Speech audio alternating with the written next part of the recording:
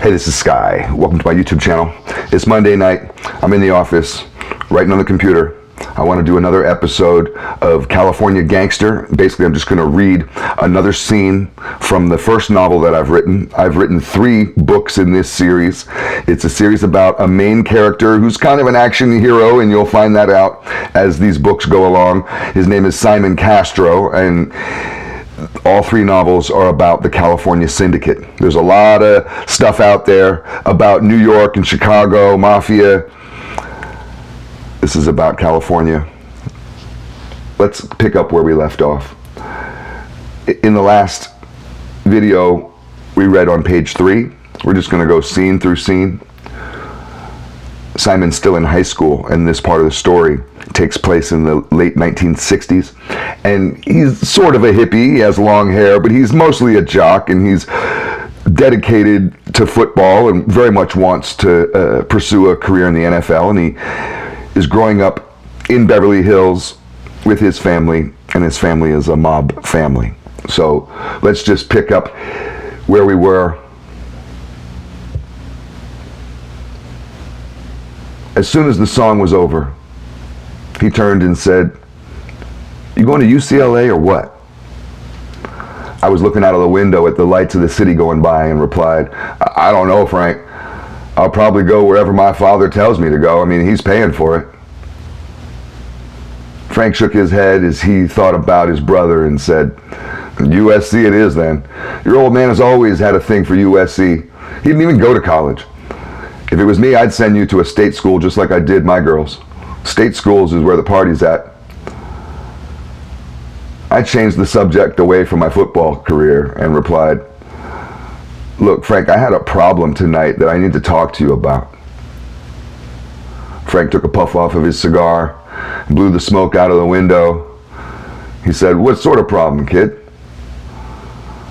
I turned to give him a sorry and sad look and replied, "Well, you see, the coach was awful mad and not very forgiving about catching us partying out on the field.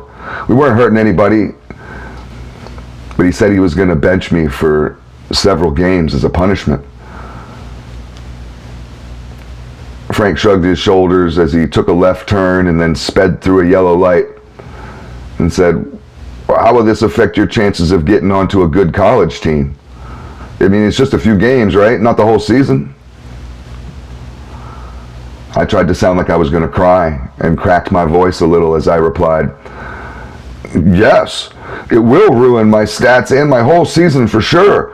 This screws everything up for me. I'll probably end up at Santa Monica College, or maybe I just won't even go to college." Frank looked over at me and smiled, as if he knew my hustle, but he was willing to play along with the act. He said, "Don't worry about nothing. I'll take care of your coach. But you got to be a good boy the rest of your time over at Beverly Hills High School. Don't make me look like a fool." I smiled wide and thanked my Uncle Frank several times. He drove me to a small but very classy looking little bar in downtown Beverly Hills. We pulled up very slowly out front and then drove around back and parked in the alley. Frank gently shut the door of his Cadillac and turned back, leaned down and said, "You sit tight, kid. I'll be back in a jiffy." Frank was fat, but he was agile for a fat guy. He was pretty fast on his feet. He easily skipped over a pretty large puddle of water, making sure not to get his brand new alligator loafers wet.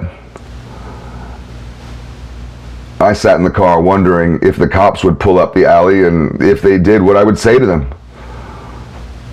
Finally, after what seemed like way too long to be considered a jiffy, Frank came out of the back door of the bar with a brown paper bag stashed under his arm.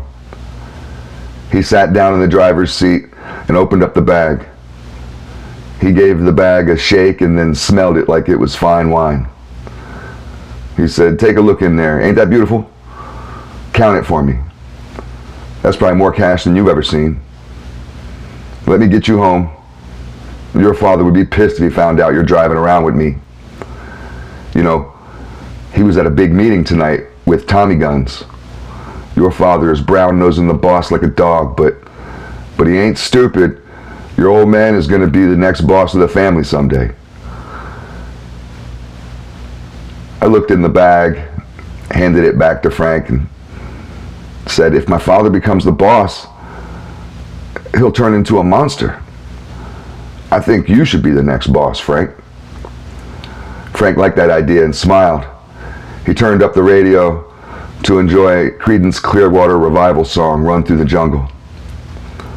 All right, so that's page 3. We'll do page 4 next Monday, and we're just going to go through this scene by scene. It gets good. There's lots of murder, mayhem, adventure. We're only on page 3.